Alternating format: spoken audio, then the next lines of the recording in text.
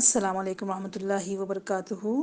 امید ہے کہ میری پیاری بہنیں بخیر و عافیت سے ہوگی۔ اللہ سبحانہ و تعالیٰ آپ تمام کو اپنے حفظ و امان میں رکھیں، خیر و عافیت سے رکھیں، آمین یا رب العالمین۔ آج کی ہماری حدیث کا ٹاپک ہے ماں باپ کی نافرمانی کرنا اور رشتہ داری توڑنا حرام ہے۔ اللہ سبحانہ و تعالیٰ نے فرمایا تو یقیناً قریب ہے جب تم کو اقتدار ملے تو زمین میں فساد پھیلاؤ اور رشتوں کو توڑو۔ یہی لوگ ہیں کہ جن پر اللہ نے لعنت کی اور ان کو بہرا اور اندھا کر دیا۔ اور فرمایا اللہ تعالیٰ نے جو لوگ اللہ کے عہد کو توڑتے ہیں اس کی مضبوطی کے بعد اور اس چیز کو کاٹتے ہیں جس کے جوڑنے کا اللہ نے حکم دیا ہے اور زمین میں فساد پھیلاتے ہیں، یہی لوگ ہیں جن کے لیے لعنت ہے اور ان کے لیے برا گھر ہے۔ اور فرمایا تیرے رب نے فیصلہ کر دیا ہے کہ عبادت صرف اس ایک رب کی جائے اور والدین کے ساتھ حسن سلوک کرو۔ اگر تمہارے سامنے ان میں سے کوئی ایک یا دونوں بڑھاپے کو پہنچ جائیں تو انہیں اف بھی نہ کہو اور انہیں نہیں ڈانٹو اور ان سے اچھی بات کرو اور اپنے بازو نرمی اور شفقت سے ان کے لیے جھکا دو اور ان کے حق میں دعا کرو۔ اے رب ان پر رحم فرما جیسے انہوں نے بچپن میں مجھے پیار و محبت سے پالا ہے۔ رب ارحمہما کما ربیانی صغیرا۔ اسی طرح احادیث میں بھی آتا ہے، آپ صلی اللہ علیہ وسلم نے فرمایا کیا میں تمہیں سب سے بڑے گناہوں کی خبر نہ دوں؟ 3 مرتبہ آپ نے یہ فرمایا۔ ہم نے کہا کیوں نہیں یا رسول اللہ صلی اللہ علیہ وسلم، ضرور بتلائیے۔ آپ نے ارشاد فرمایا اللہ کا شریک ٹھہرانا، ماں باپ کی نافرمانی کرنا۔ اور آپ صلی اللہ علیہ وسلم ٹیک لگائے ہوئے تھے، پھر سیدھے ہو کر بیٹھ گئے اور فرمایا سنو، جھوٹی بات کہنا، جھوٹی گواہی دینا۔ پھر آپ اس بات کو دہراتے رہے یہاں تک کہ ہم نے کہا کاش آپ صلی اللہ علیہ وسلم خاموش ہو جائیں۔ یہ بخاری و مسلم کی حدیث ہے۔ اسی طرح ایک اور حدیث میں آتا ہے کہ آپ صلی اللہ علیہ وسلم نے فرمایا کبیرہ گناہ یہ ہے اللہ کے ساتھ کسی کو شریک کرنا، ماں باپ کی نافرمانی کرنا، ناحق کسی کو مار دینا یا خودکشی کرنا اور جھوٹی قسم کھانا۔ یہ بخاری کی حدیث ہے۔ آپ صلی اللہ علیہ وسلم نے فرمایا خطا رحمی کرنے والا جنت میں نہیں جائے گا۔ سفیان نے اپنی روایت میں خاطے کے بجائے خاطۂ رحم کے الفاظ بیان کیے ہیں۔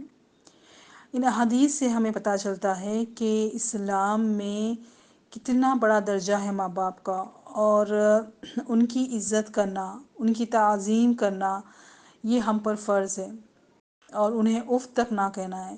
اور یقیناً جب وہ بڑھاپے میں آ جائیں گے تو وہ ایسے کام کریں گے کہ ہم کچھ نہ کچھ کہیں، یعنی کہ جس طرح سے بچپن ہوتا ہے نا اس طرح سے وہ پیریڈ بھی ہوتا ہے، تو اس وقت بھی اف نہ کہنا یہ بہت بڑی بات ہے۔ اس لیے قرآن میں بتایا کہ انہیں اف تک نہ کہیں، چاہے وہ مرضی کتنا بھی باتوں کو دہراتے رہیں، ایک بات کو 10 مرتبہ کہتے رہیں، لیکن اپنے چہرے پر بل نہیں لانا چاہیے، ہمیں اف تک نہ کہنا چاہیے انہیں، اور ان کی تعظیم کرنا چاہیے، ان کے آگے اپنے بازو جھکائے رکھنا ہے، شفقت کے ساتھ ان سے پیش آنا ہے۔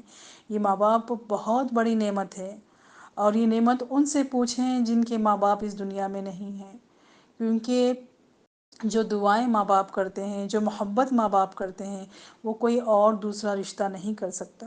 اسی طرح خطا رحمی کے بارے میں بھی بتایا گیا ہے کہ رشتوں کو جوڑے رکھنا ہے، رشتوں کو توڑنا نہیں ہے، اور اس کے بارے میں سخت وعید ہے۔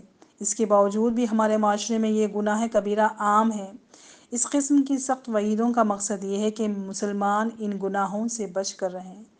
جو رشتہ دار ہم سے روٹھے ہیں، چاہے اس میں ان کی غلطی کیوں نہ ہو، یہ سوچیں کہ الحمدللہ اللہ نے مجھے موقع دیا ہے بات میں پہل کرنے کا۔ اور سب سے بڑا انسان یعنی کہ وہ ہے جو کہ اپنی یعنی کہ سامنے والے کی غلطی رکھنے کے باوجود بھی خود بات میں پہل کریں، اس کے لیے بے انتہا اجر ہے، کیونکہ اس نے رشتے کو جوڑنے کے لیے پہل کی ہے، اور اللہ سبحانہ و تعالیٰ رشتوں کو جو جوڑتا ہے اسے پسند فرماتا ہے، اور جو رشتوں کو جو توڑتا ہے تو اس کے لیے اللہ تعالیٰ نے سخت وعید بتائی کہ وہ جنت میں داخل نہ ہوگا۔